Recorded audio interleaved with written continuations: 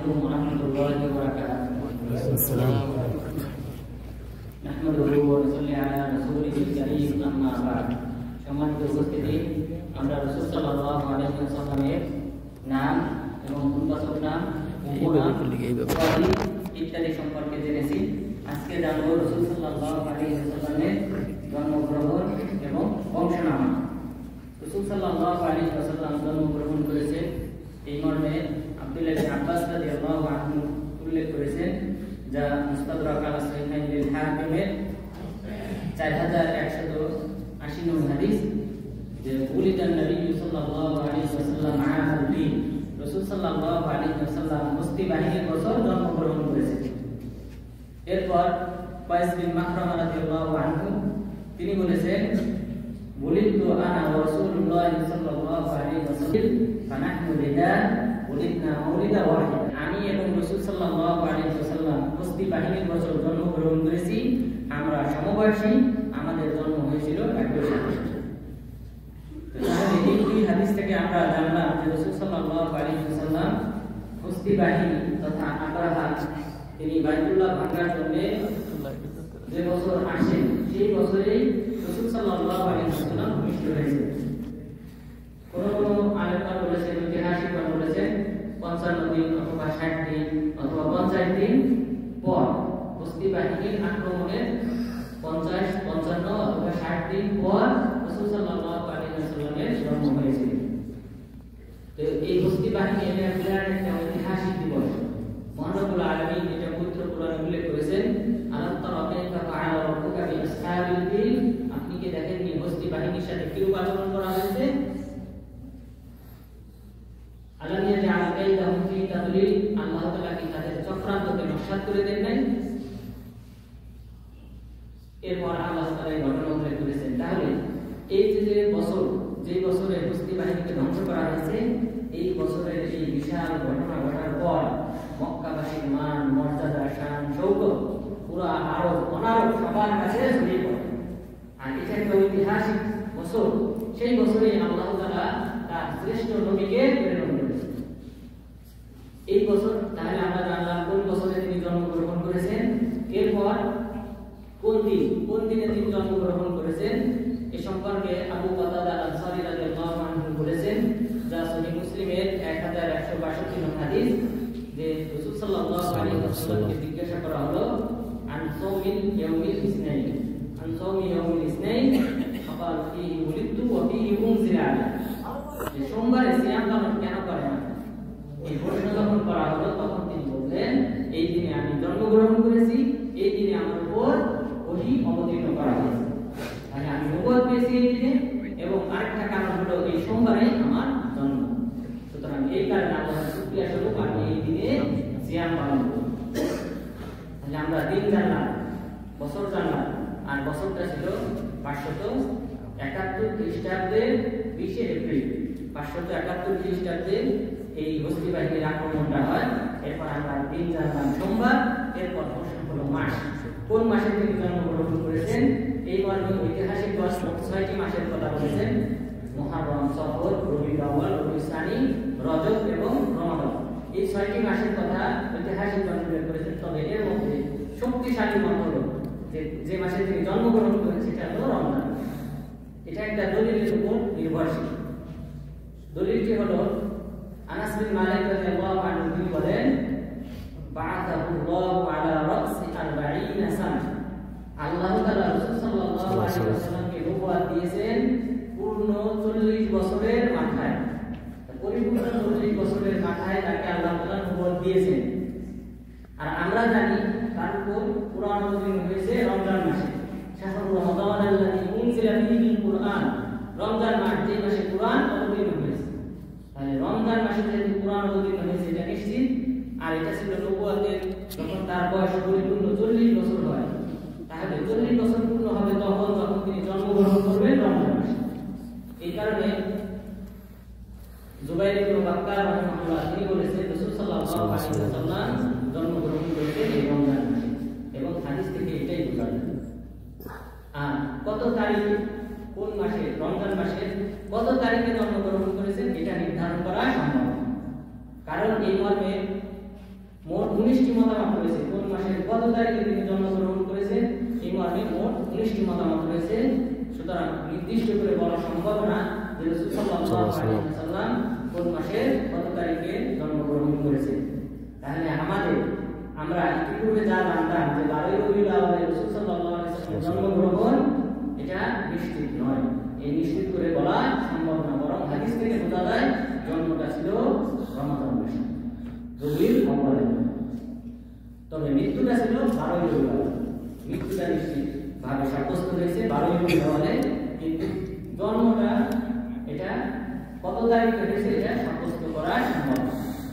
এরপর রাসূল সাল্লাল্লাহু আলাইহি ওয়াসাল্লামের তাহলে আমরা সংক্ষিপ্ত ইতিহাস জানলাম যে তিনি কখন জন্মগ্রহণ করেছেন। এরপর রাসূল সাল্লাল্লাহু আলাইহি ওয়াসাল্লাম তিনি কোন বংশে জন্মগ্রহণ করেছেন তার বংশনামাটা কি, তিনি যে বংশ জন্মগ্রহণ করেছেন এই সম্পর্কে মহান রব্বুল আলামিন বলেছেন, ইন্নাল্লাহা আসতাফা আদাম ওয়া নূহা ওয়া আলা ইব্রাহিম ওয়া আলা ইমরান আলাল আলামিন যুররিয়াতান বা'দুহা মিন বা'দ আল্লাহু সামিউন আলিম। সূরা আল ইমরানের 33 এবং 34 নম্বর আয়াতে আল্লাহ তাআলা বলেছেন, আল্লাহ তাআলা আদম আলাইহিস সালামকে চয়ন করেছেন এবং নূহ আলাইহিস সালামকে চয়ন করেছেন এবং ইব্রাহিম আলাইহিস সালামের বংশকে চয়ন করেছেন এবং ইমরানের বংশকে চয়ন করেছেন, যারা পরস্পরের বংশধর। তাহলে আদম আলাইহিস সালাম থেকে যিনি যার সন্তানদের মাঝে নবুয়ত স্থায়ী হয়েছিল তিনি হলেন নূহ আলাইহিস সালাম। এরপর নূহ আলাইহিস সালামের সন্তানদের মধ্য থেকে নবুয়ত যার বংশে দেওয়া হয়েছিল তিনি হলেন ইব্রাহিম আলাইহিস সালাম। আর ইব্রাহিম আলাইহিস সালামের পরে যে নবুয়তটা তার বংশধরের মধ্যে ছিল, হয় ইসহাক আলাইহিস সালামের মাঝে অথবা ইসমাঈল আলাইহিস সালামের মাঝে। আর ইসমাঈল আলাইহিস সালাম থেকে এসেছেন মুহাম্মদ সাল্লাল্লাহু আলাইহি ওয়াসাল্লাম। তাহলে বংশ পরম্পরা সম্পর্কে বা নবুয়ত সম্পর্কে আল্লাহ তাআলা নবুয়ত কাদের মাঝে দিয়েছেন সেই সম্পর্কে এটা হলো শ্রেষ্ঠতম আয়াত। সুতরাং জিন জাতিদের মাঝে নবী নেই, আল্লাহ তাআলা এখানে বলে দিয়েছেন কাদের মাঝে নবুয়ত ছিল। আদম আলাইহিস সালাম, এরপর নূহ আলাইহিস সালাম, ইব্রাহিম আলাইহিস সালাম, এরপর আলে ইমরানের কথা বলেছেন যেখানে নবী হিসেবে এসেছিলেন ঈসা আলাইহিস সালাম। তো এই বংশধরদের মধ্যে আর ঈসা আলাইহিস সালাম তিনিও ইসহাক আলাইহিস সালামের বংশধরদের অন্তর্ভুক্ত। তো নবুয়ত এই বংশের মাঝেই সীমাবদ্ধ ছিল। তো রাসূল সাল্লাল্লাহু আলাইহি ওয়াসাল্লামও ইসমাঈল আলাইহিস সালাম তথা ইব্রাহিম আলাইহিস সালামের বংশধর। রাসূল সাল্লাল্লাহু আলাইহি ওয়াসাল্লাম বলেছেন, ইন্নাল্লাহা আসতাফা কিনানাতা মিন ওয়ালাদি ইসমাঈল।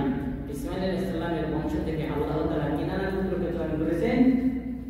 ওয়াসতাফা কুরাইশাম মিন কিনানা পুত্র থেকে কুরাইশকে চয়ন করেছেন। ওয়াসতাফা মিন কুরাইশ বানি হাশিম, কুরাইশদের থেকে আল্লাহ তাআলা বানি হাশিমকে চয়ন করেছেন। ওয়াসতাফানি মিন বানি হাশিম, আল্লাহ তাআলা বানি হাশিম থেকে আমাকে চয়ন করেছেন।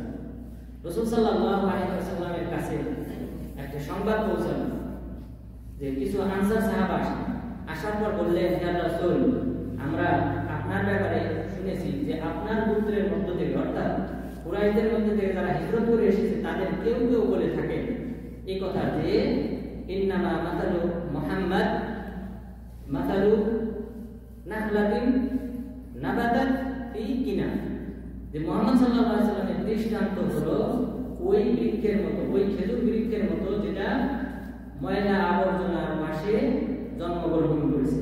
অর্থাৎ আমরা যেটা বাংলা ভাষায় বলি গবরে পদ্ম ফুল। যে কোনো একটা ব্যক্তির বংশনামা যদি খারাপ হয় সেই বংশ থেকে যদি একটা সৎ সন্তান আসে তাকে আমরা বলি গবরে পদ্ম ফুল। অর্থাৎ গবরের মাঝে পদ্ম ফুল যেমন সুন্দরভাবে ফুটে ওঠে, কিন্তু এখানে কিন্তু একটা তিরস্কার হয়ে গেছে। তিরস্কারটা করা হয় কাকে? বংশকে। ওই ব্যক্তির প্রশংসা করা হয়েছে, গবরে পদ্ম ফুলের প্রশংসা করা হয়, কিন্তু গবরটাকে কি করা হয়? তিরস্কৃত করা হয়। তো ঠিক অনুরূপভাবে এই কথার মাঝেও এটা লুকায়িত রয়েছে যে রাসূল সাল্লাল্লাহু আলাইহি ওয়াসাল্লামের বংশের উপর অপবাদ দেওয়া হয়েছে যে তার বংশ ভালো না, কিন্তু তিনি হলেন একজন পদ্ম ফুলের মতো একটা বৃক্ষ।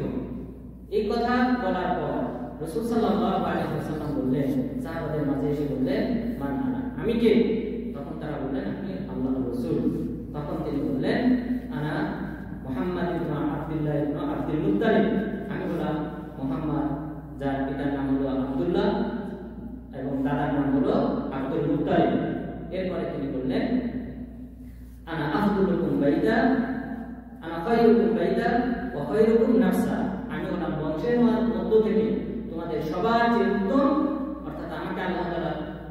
উত্তম বংশে প্রেরণ করেছেন এবং নাফসা ব্যক্তিগতভাবেও আমি উত্তম, অর্থাৎ আমি শুধুমাত্র পদ্মফুল না, বরং আমার বংশ পদ্মফুল। সুতরাং এখান থেকে বোঝা যায় আল্লাহ তাআলা রাসূল সাল্লাল্লাহু আলাইহি ওয়াসাল্লামকে শ্রেষ্ঠ বংশের মাঝে প্রেরণ করেছেন। এবং আবু সুফিয়ানকে যখন হিরাক্লিয়াস রোমের বাদশা জিজ্ঞাসা করেছিল যে ফামা নাসাবুর রাজুলি কাইফু, এই যে ব্যক্তি নবুয়ত দাবি করতেছে সেই ব্যক্তির বংশনামা কেমন তোমাদের মাঝে, তখন আবু সুফিয়ান বলেছিল হুয়া যু নাসাব ফিনা, তিনি আমাদের মাঝে উচ্চ বংশের অধিকারী। তখন হিরাক্লিয়াস বলেছিলেন যে এভাবে আল্লাহ তাআলা উচ্চ বংশের মাঝেই নবীদেরকে প্রেরণ করেছেন। তাহলে রাসূল সাল্লাল্লাহু আলাইহি ওয়াসাল্লামের শ্রেষ্ঠ বংশ, আর সেই বংশনামাটা এখানে আমরা কয়েকটা নাম উল্লেখ পেলাম। কুরাইশদের কথা জানলাম, কিনানার কথা জানলাম। কুরাইশদের সম্পর্কে রাসূল সাল্লাল্লাহু আলাইহি ওয়াসাল্লাম বলেছেন মান আহানা কুরাইশ ফাকাদ আহানাহুল্লাহ, যে ব্যক্তি কুরাইশদেরকে লাঞ্ছিত করলো সে প্রকৃতপক্ষে আল্লাহ তাআলাকে লাঞ্ছিত করলো। নাউযুবিল্লাহ। সুতরাং কুরাইশদের উপর কোনো প্রকার অভিমান, অপবাদ ইত্যাদি দেওয়া যাবে না। রাসূল সাল্লাল্লাহু আলাইহি ওয়াসাল্লাম শ্রেষ্ঠ বংশ কুরাইশ বংশে এবং বনু হাশিম থেকে এসেছেন। আর রাসূল সাল্লাল্লাহু আলাইহি ওয়াসাল্লামের বংশনামার মোট বাবা সহ মোট 11 জন, দাদার নাম 21 জন, বাবা সহ মোট 21 জন পিতৃপুরুষের নাম সহিহ সনদে বর্ণিত হয়েছে। ইমাম বুখারী রাহিমাহুল্লাহ এটা সহিহ বুখারী ৫ম খণ্ডে ৪৪ পৃষ্ঠায় তিনি কিতাবুল মানাকিবিল আনসার, আনসারদের মর্যাদা এই অধ্যায়ে এবং বাবু মাবাহাতুন নবী সাল্লাল্লাহু আলাইহি ওয়াসাল্লাম, রাসূল সাল্লাল্লাহু আলাইহি ওয়াসাল্লামের নবুয়ত প্রাপ্তি এই পরিচ্ছেদে তিনি উল্লেখ করেছেন এই নামগুলি। তিনি বলেছেন যে তিনি হলেন মুহাম্মদ বিন আব্দুল্লাহ বিন আব্দুল মুত্তালিব ইবনে হাশিম বিন আব্দ মানাফ ইবনে কুসাই বিন কিলাব ইবনে কাব বিন মুরাত ইবনে ফিহির, গালিব বিন ফিহির, কিনানাত ইবনে নাদর ইবনে মুদরিকাত ইবনে ইলিয়াস ইবনে মিজার ইবনে মাদি ইবনে আদনান। এখানে রাসূল সাল্লাল্লাহু আলাইহি ওয়াসাল্লামের এই যে মোট 21টি বংশ, বাবা সহ মোট 21 জন পিতৃপুরুষের নাম এই নসবনামাতে উল্লেখ করা হয়েছে, এটি সহিহ সনদে বর্ণিত হয়েছে। এর পূর্বে অর্থাৎ এর পরবর্তীতে যে ইসমাঈল আলাইহিস সালাম পর্যন্ত যে নাসবনামা উল্লেখ করা হয়, উরওয়াত ইবনে জুবাইর রাহিমাহুল্লাহ তিনি বলেছেন মা ওয়াজাদনা মান ইয়া'রিফু মা ওয়ারা'a আদনান ওয়ালা ওয়াহদান ইল্লা তাখাররুসা, যে আমরা জানি না যে কোনো ব্যক্তি নিশ্চিতভাবে রাসূল সাল্লাল্লাহু আলাইহি ওয়াসাল্লামের বংশনামা আদনানের পরে পরবর্তীতে দাদারা রয়েছেন তাদের নাম উল্লেখ করেছেন এমন কাউকে জানি না। যারাই উল্লেখ করেছে তারাই অনুমানের উপর ভিত্তি করে উল্লেখ করেছে, কিন্তু এই আদনান পর্যন্ত এটা সহিহ সনদে সাব্যস্ত হয়েছে। তাহলে আজকের আলোচনায় আমরা রাসূল সাল্লাল্লাহু আলাইহি ওয়াসাল্লামের জন্মগ্রহণ সম্পর্কে জানলাম। তিনি হস্তি বাহিনীর বছর তথা কাবা ধ্বংসের বছর তিনি জন্মগ্রহণ করেছেন, যা ছিল 571 খ্রিস্টাব্দের 20 এপ্রিল। দিনটি ছিল সোমবার। মাসটি হওয়ার সম্ভাবনা রয়েছে সবচেয়ে বেশি, সেটা হলো রমজান মাস, এবং কত তারিখ এটা উল্লেখ করা সম্ভব নয়। এরপর রাসূল সাল্লাল্লাহু আলাইহি ওয়াসাল্লাম কুরাইশ বংশে এটা পরিশুদ্ধ বংশ, এবং তিনি ইসমাঈল আলাইহিস সালাম তথা ইব্রাহিম আলাইহিস সালামের বংশধর। সুতরাং আল্লাহ তাআলা যেন আমাদেরকে রাসূল সাল্লাল্লাহু আলাইহি ওয়াসাল্লামের জীবনী জেনে সেই অনুযায়ী নিজেদের জীবনকে গড়ার মাধ্যমে ইহকালীন পরকালীন সফলতা অর্জন করার তৌফিক দান করেন।